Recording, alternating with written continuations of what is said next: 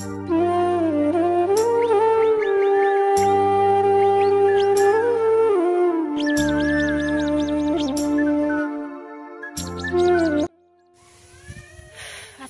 আলাইকুম, কেমন আছো সবাই? আশা করি ভালো আছো। আলহামদুলিল্লাহ, আমিও ভালো আছি। চলে আসলাম আবারও তোমাদের সাথে কিছু কথা বলতে। অনেকটাই খারাপ লাগতেছে, একদম ভালো লাগছে না। কিন্তু এখন সকাল বাজে 8টা, সকাল 8টা বাজে। তো বাড়িতে চলে যাব। তো আমি তো আমার বাপের বাড়ি আসছি, তোমরা সবাই জানো যে আমি বাপের বাড়ি আসছি। তো এখানে যে পাট দমছে দেখতে পাচ্ছ, এগুলো কিন্তু আমার আব্বা বুনছে। পাট বুনছে অল্প। আর এই যে এদিকে দেখতে পাচ্ছ বাঁশ বোনা হচ্ছে, কলা গাছ বুনছে, অনেক কিছু বুনছে। সেগুলো সব কিছু কিন্তু আমার মার হাতের। এই যে বড়ই গাছ, তারপরে হবরি গাছ, আম গাছ, সব গাছ, অনেক গাছ, যত ঘাস গুজালি দেখতে পারবা। এই যে বড়ই গাছ, আম গাছ, হবরি গাছ, নানান ধরনের গাছ। এই আমাদের এই বাড়িটা কিন্তু নতুন বাড়ি, 2 বছর হয়েছে, বানানো হয়েছে 2 বছর। তো এখানে আসছে। আগে কিন্তু অন্যহানে আমাদের বাড়ি আসছিল, এটা আমার বাপের বাড়ি অন্যহানে ছিল হেনগনে। তারপরে এখানে নিয়ে আসছে বাড়ি। নিয়ে আসার পরে অনেক গাছ গুজালি লাগাইছে আমার মা, অনেক ঘাস গুজালি। আর আজকে দেখো সেই ঘাস গুজালি নাগাইয়া সে শুকে থাকবো, সেই জন্য ঘাসগুলো নাগাইছাল যে ফলমূল আসবো। আমার মা কিন্তু ফলমূল এগুলো একটু ভালোবাসতো বেশি, আম সাম টক জাতীয় বস্তু বেশি খাইতো আমার মা। তো তার কপালে নাই, সেগুলো করে খেয়ে চলে গেছে। আর এগুলো যাতে আমরা দেখছি তাতে আমাদের মনে পড়ছে আর কষ্ট লাগে। আমি তো চলে যাব, কদিন ধরে আসছি, আমার তো যাইতেই হবে। আমার মুখটা বাড়িতে বুঝতেই পারছো, মুখের অবস্থা দেখে কালো হয়ে গেছি অনেকটা। তো অনেক কথা মনে পড়ে, মার কথা মনে পড়ে সবসময়, চোখে চোখে ভাসে যে আমার মা কোথায় থাকছে, কোথায় বসে থাকছে, কত কাজ করছে, কীভাবে বসে থাকছে, সব কথাগুলো মনে পড়ে। এগুলো মনে পড়ে একটু কান্না করলাম, অল্প কান্নাটা না করলাম। ভাবলাম একটু তোমাদের সাথে আসি, কথা বলি। আমার কেমন করে যে বসে থাকতো, কোথায় বসে থাকতো, কোথায় কাজ করতো, বসে বসে চেয়ারে বসে থাকতো, ঘরে বিছানায় শুয়ে থাকতো, আর কত কাজ করতো। আর আমি যেদিন গেতাম আমার শ্বশুর বাড়ি, ওই দিন সকাল সকাল আমার মা উঠে রান্না বান্না শুরু করে দিত।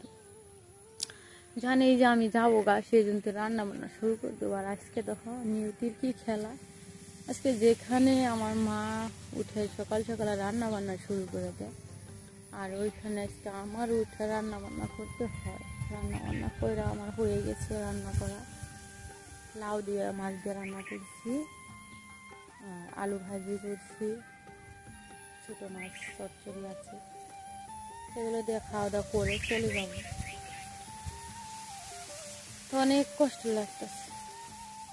আর আমি যখনই চলে যেতাম, যেদিনকে যাইতাম 8 দিন 10 দিন থাকতাম, থাকার পরে যদি চলে যেতে চাইতাম, আমার মা যাইতে দিত না, বলতো যে আর কয়দিন থাকতে যাও, আর কয়দিন থাকতে যাও, এত তাড়াতাড়ি কেন, এত তাড়াতাড়ি কে, আর কয়দিন থাকতে যাও।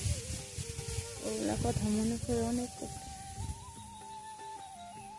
আর আজকে দেখো সে কোথায় যাইয়া রয়েছে, কোথায় যাইয়া রয়েছে, কোথায় যাইয়া রয়েছে। অনেক খারাপ লাগতেছে। তোমরা সবাই দোয়া করো আমার মার জন্য। আমার মা জানি খুব ভালো থাকে, আল্লাহ তাআলা যেন আমার মাকে জান্নাতবাসী করে। আজকে যদি মা থাকতো, সব অনেক কথা মিস করি মার কথা। আমার মা, আরে মা যে কি বস্তু, যার নয় সে বুঝে না, যার আছে সে বুঝে। মা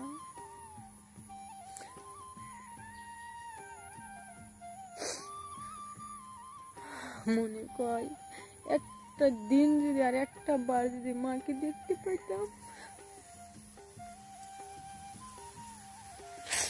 একটা বার যদি আমার মাকে দেখতে পারতাম, জড়িয়ে ধরতে পারতাম মাকে। আল্লাহ আর সেই দিনগুলো আমাদেরকে আর দিল না। আর মাকে খুঁজে পাবো না। যে তুই মারছা মাতা আর ছাই না কেন, মাকে আর খুঁজে পাওয়া যাবে না, তাই না? সবাই দোয়া করো। একা একা বোনরা বাড়িতে দেখে খুব খারাপ লাগে। আমার আব্বা কত বয়স হয় চ্যাংরা, জানি না কি করবো আব্বার জন্য, সেটাই বুঝতেছি না। যেহেতু আমি কি বড় মেয়ে, সবকিছু আমারই করতে হয়। আর তার কি নাই আমাদের, আর কেউ নেই আমাদের। কে আছে? কেউ নাই। মা ছিল, বাবা ছিল, আর ভাই বোন, এটি আমরা। আর আমাদের কিছুই নাই। অনেক খারাপ লাগতেছে, মার কথা মনে পড়ে অনেক কষ্ট লাগতেছে। আল্লাহ, তুমি আমার মাকে জান্নাত বাড়ি করো। আমি আজকে চলে যাবো গা, তাই মার কথা অনেক মনে পড়তেছে। আজকে যদি আমার মা থাকতো, কত রকম করতো। আমি গেতাম, আমাকে আধা রাস্তা তুই আইয়ে দিত আমার মা, সব সময় আইয়ে দিত।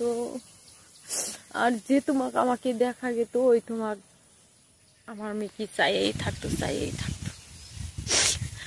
আর আমার মা কেমন করে বসে থাকছে, কখনো ভাবতে পারি না, মাইনে নিতে পারি না যে মা এত দূরে চলে যাইবো এত তাড়াতাড়ি। আমরা কখনো ভাবছিলাম না, কোনোদিনও ভাবছিলাম না যে এত তাড়াতাড়ি আমার মা চলে যাবে। খুবই কষ্ট লাগতেছে মার নিয়ে। তোমরা আমার ভিডিওতে দেখতেই পারবা, পিঠা বানাচ্ছি আমি তেলের পিঠা। যেহেতু মা নাই, আব্বা তো আর খাইতে পারে না, কে বানিয়ে দিব। আর আমার মার যে সময় মনে ধরতো তখনই পিঠা বানাইতো, সব ধরনের পিঠা বানাইতো। অনেক পিঠা ভালো পাইতো আমার মা, কিন্তু আমি সেটা বুঝলাম। আর আমার আব্বা পিঠা ভালোবাসে, তেলের পিঠা, কাকির পিঠা, এগুলো পিঠা আমার আব্বা ভালোবাসে। তাই ভাবলাম যে আমি তাহলে আইসি, যেহেতু পিঠা বানাই দেই। মা তো চলে গেছে 3 মাস হয়ে আসে, 3 মাসে তার আমার আব্বা কোনো পিঠা খায় নাই, বোন খায় নাই, কে বানিয়ে দিব? কেউ তার নাই আমাদের। তা আমি আসছি, সেই জন্য আমি পিঠা বানাইলাম। আর মার কথা অনেক ভাবছি, 2 বোনে পেঁচাল পাচ্ছি যে মা যদি থাকতো, আমার মাকে আগে পিঠা দিতাম, মা পিঠা খাইতো। আমার মা অনেক পিঠা ভালোবাসতো। আমার মা পিঠা খেলে ভাত খেতে যাইতো না, পিঠা খাইয়ে দিন থাকতো, রাইতে থাকতো। আর আমার মা নিজে হাতেই নানান ধরনের পিঠা বানাইতো। সেগুলো কথা মানে অনেক মিস করছি, অনেক মনে পড়তেছে। কি করবো আর বলো? আর তো আর পাবো না, যে চলে গেছে তাকে কি আর পাওয়া যাবে? পাবো না, কিন্তু মনটারে বুঝাইতে পারি না, মনটারে একটু বুঝাইতে পারি না। অনেক কান্না করতেছে, কান্না করতে ইচ্ছে হয়, মনে হয় আমি শিখে পারি, তবু মনে থেকে কোনো দুঃখ ঘুরাবে না। অনেক কষ্ট লাগতেছে, কার লগে কথাগুলো শেয়ার করে না, মানুষও না, যে একটা লগে কথাগুলো শেয়ার করবো। তাই ভাবলাম তোমাদের সাথে তো কথা বলি, তাই তোমাদের সাথে কিছু কথা বলি, মনটা হালকা হবে, ভালো লাগবে। সবাই দোয়া করো আমার মার জন্য, আমার মা জানি ভালো থাকে, আল্লাহ তাআলা যেন আমার মাকে জান্নাতবাসী করে। আমি চলে যাব, বাইরে রেডি হব, ভাত খাই নাই, খাবো, খাইয়ে রেডি হব, রেডি হয়ে চলে যাব।